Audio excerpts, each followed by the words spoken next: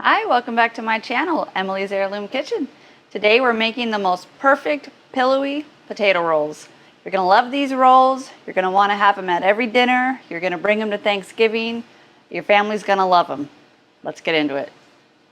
Here's everything you're going to need to make this recipe. 3/4 cup warm water, 1 packet or 2 1/4 teaspoons of dry active yeast, and a 1/2 teaspoon of sugar inside of that. 1 1/2 teaspoons of salt, 1/3 cup sugar, 1 cup mashed potatoes, 2 eggs, 6 tablespoons of partially melted butter, and 4 1/4 cup of all-purpose flour. To get started, add your warm water to your yeast and sugar. Just give it a little stir. Then we're going to set this aside to proof while we mix the rest of our ingredients. To our flour, we're going to add all of our ingredients. The sugar, potato, salt, the butter, and the 2 eggs.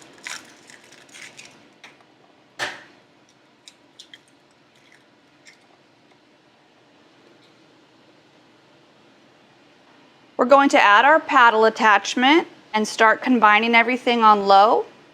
By now, the yeast mixture has started to foam at the top, so it's good, it's ready to go. We're going to add it in slowly as we mix.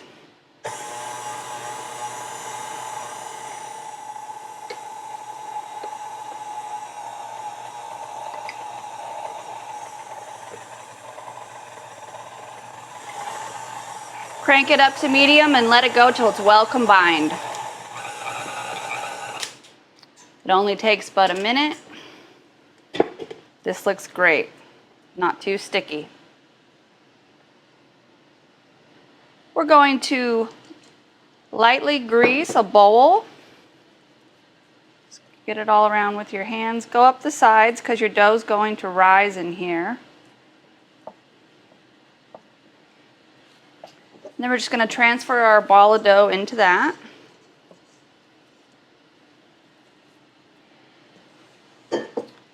Cover it with some plastic wrap or a towel and let it sit in a warm place. It's going to rise for 90 minutes. It's been 90 minutes. Our dough's been rising in its bowl. It's definitely doubled in size. We're going to flour our board and turn our dough out on it. We're going to portion out our dough into 15 balls. I do 15 because that's what fits in my pan. I do 5 by 3. So let's just flour it a bit, flour our hands. You don't really have to knead it.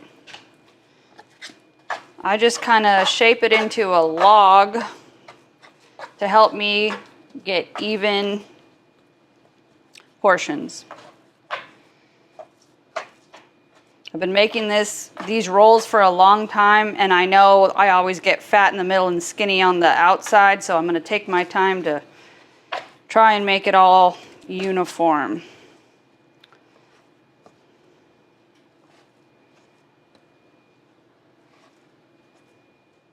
Then I would like to go back through and cut them in half.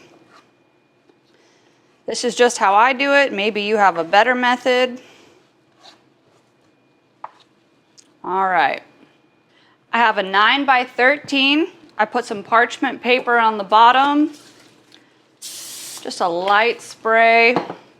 Now I'm gonna form my dough balls into rolls and put them in there.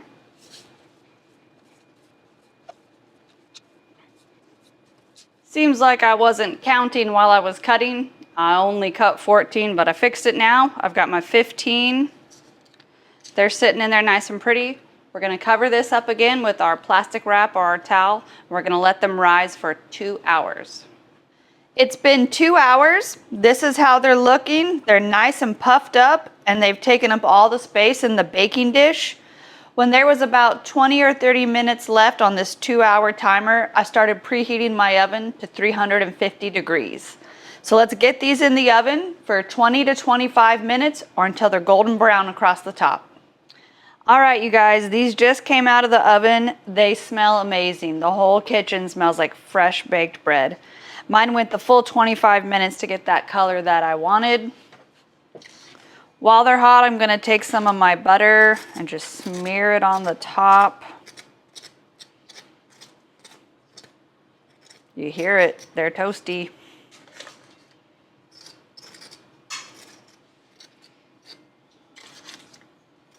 All right, as soon as that butter is finished melting, let's pull one out and taste it. All right, y'all, I got my roll all pulled out.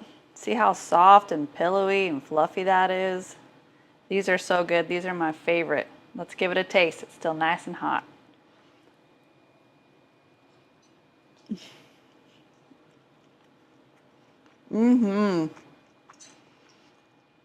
It's everything you want fresh baked bread to be. It's crispy on the top. I got me a corner piece. Those are the best. The inside is warm and soft and light. They're really good, y'all. All right, y'all. Thanks for watching. I hope you enjoyed this video, and I hope you try this recipe at your next dinner. If you like the recipe, why don't you go ahead and click the like button and give the channel a subscribe. And if you do, put on those notifications so you don't miss out on any of my other recipes. And as always, if you love this recipe, pass it on. Thanks.